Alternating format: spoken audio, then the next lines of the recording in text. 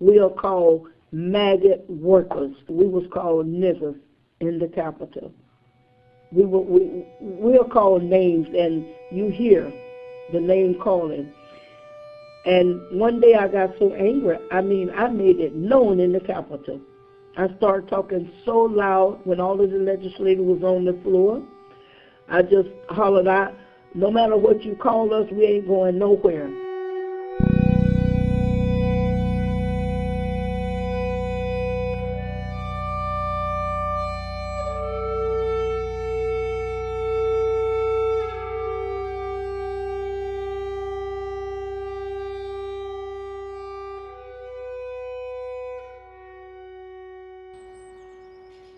Lake Apopka is once the second largest lake in Florida, and if you talk to any people who lived here a long time ago, they'll tell you how beautiful it was.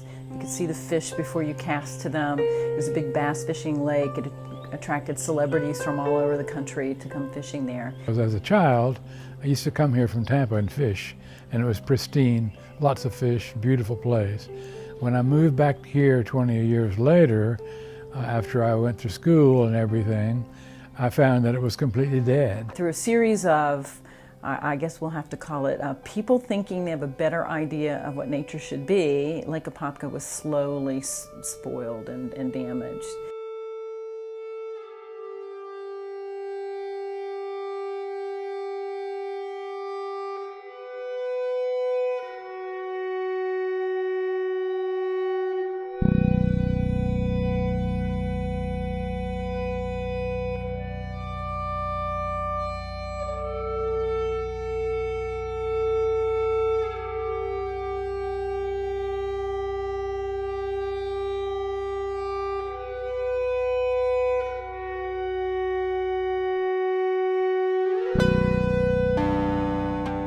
After World War II, DDT and a lot of man-made chemicals were considered kind of miracle chemicals for the agriculture industry.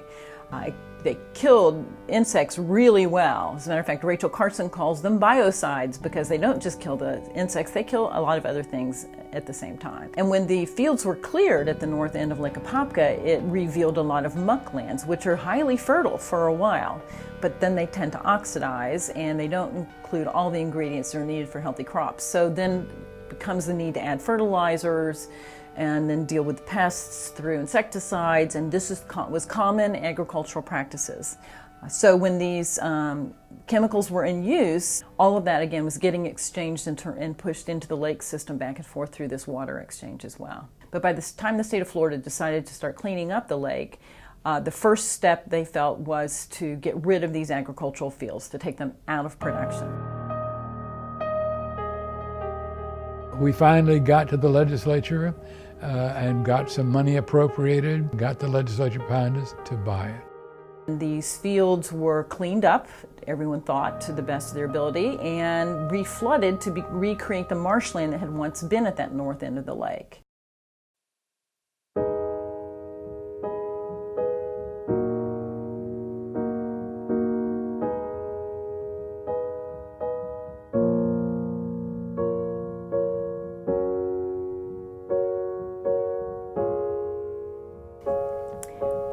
Unfortunately, this marsh looked beautiful to migratory birds, and that's exactly what it was supposed to look like. Unfortunately, what the birds didn't know and what we didn't realize is that a lot of the fish in the lake were contaminated with a lot of chemicals, and as a result, almost 1,000 birds died that winter. In the meantime, one of the issues I think is important at Lake Apopka is the plight of the farm workers who once worked on these lands. If you think about it, not only did they live in the area, but they were, many of them, if you hear testimony from them, will tell you that they were sprayed while they were out working in the fields.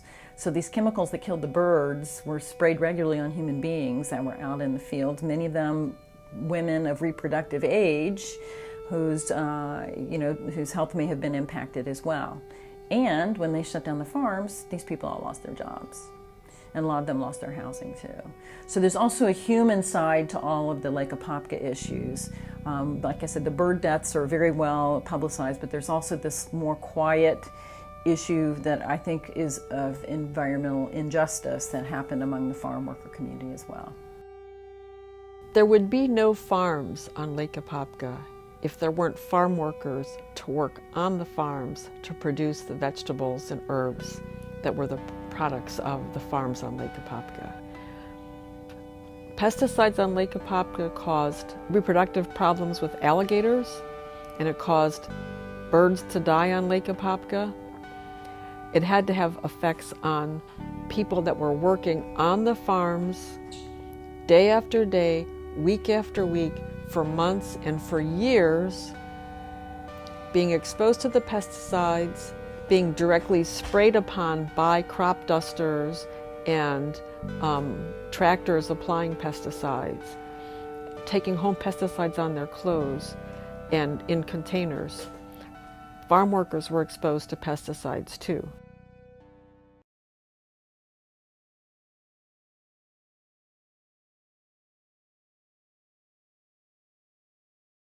Just a day after we reported that none of the lead pipes poisoning the water in Flint, Michigan are being removed. There is a disproportionate number of people of color located next to these coal ash ponds that we're talking about. We know all too often America's low-income and minority communities bear the brunt of our country's pollution.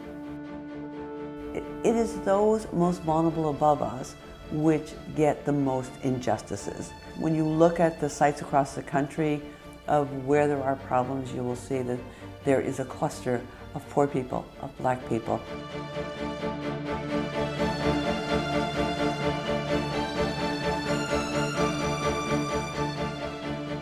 In some states and cities, I can't speak to Florida, but some states and cities, there are actually the city planners, when the cities were first developed, said only people of color can live here, and only Latinos could live there, and white people can live here. So then when it came time to put factories in, or medical waste incinerators, or dump sites, or some other undesirable, they put it in the black community first, the African American communities, then they moved it to the Latino communities, you know, when the black community was full. And so historically it has been a pattern of the development of this country to begin with, is that they segregated the communities, and with that segregation also went the nasty industries. So the farm workers on Lake Apopka were African American, Haitian, and Hispanic.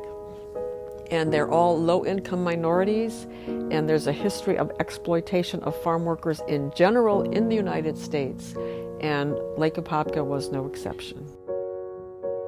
We went from the early part of the 60s to 86, and throughout those years we were sprayed everywhere. And pesticide was on that clothes. It was just like, pesticide was just like syrup on them clothes. They literally poured the chemicals on the farm, and we worked out there. We had the sand all over us. We had muck storms blowing all in our face and eyes and ears and whatever.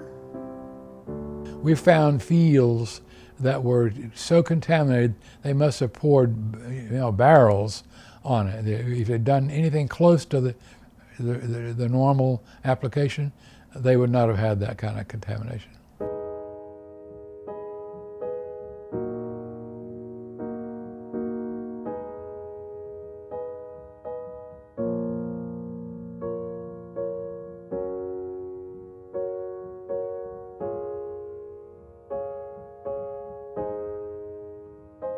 Yes, I have lupus, which my daughter and my granddaughter died of. Arthritis. Yes, and through that, lupus is a autoimmune disease. I lost my sight at one point. I lost my hearing. I've been when I couldn't walk. I done had about 7 or 8 different operations, so yes, it affected me. The next was 2 pounds and 13 ounces. And the next one I had 5 pounds and 9 ounces. And I had a set of twins. 4 pounds and 15 ounces another weight. 4 pounds and 10 ounces. And when I died at the age of 3 months old, they say crib death. And then my last baby, the other one, she died 2 days after Christmas last year. She was 38 years old. They had learning disabilities.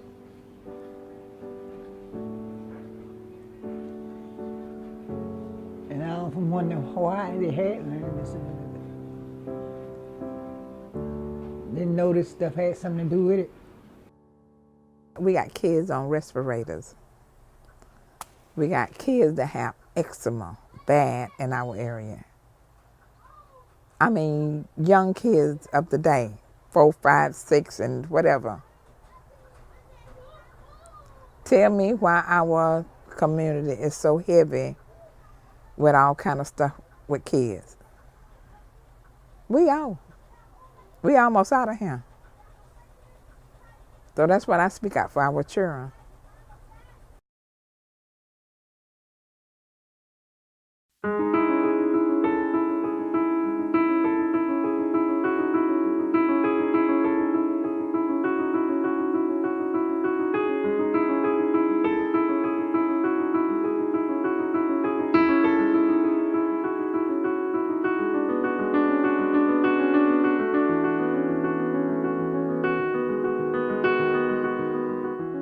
Farm workers and domestic workers were deliberately excluded from laws that included all other workers. And why?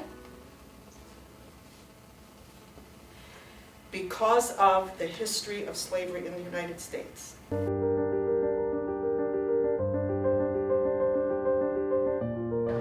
I don't think you can be too passionate in that position. Sure. Yes. It's a story that needs to be told because of what it means nationally, internationally, what it means about our agricultural system, about pesticides, about health. So Lake Apopka is a local issue that has national and international ramifications and implications.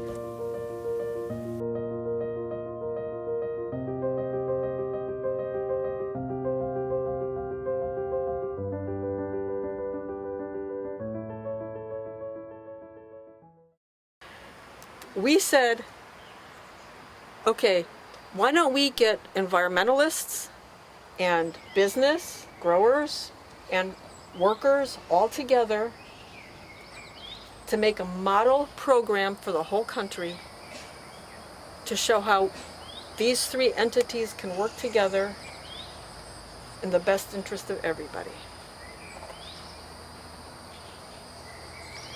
And they wouldn't do it.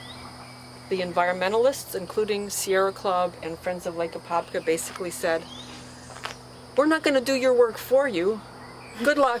We care about the farm workers, but it's not our work. Good luck. And I'm like, wait a minute, you guys are missing the boat, man. Don't you get it? This is environmental justice.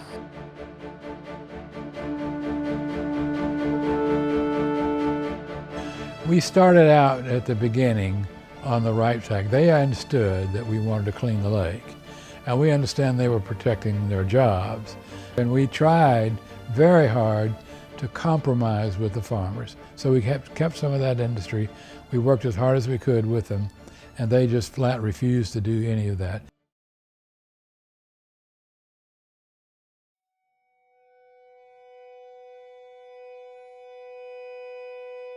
She wanted us to form with them in our organization, and I explained to her, we can't do that. You start your own organization. We're going to focus on the environmental issue, whatever it is. You focus on the economics. And so we ended up being really, really opposed to each other because of that.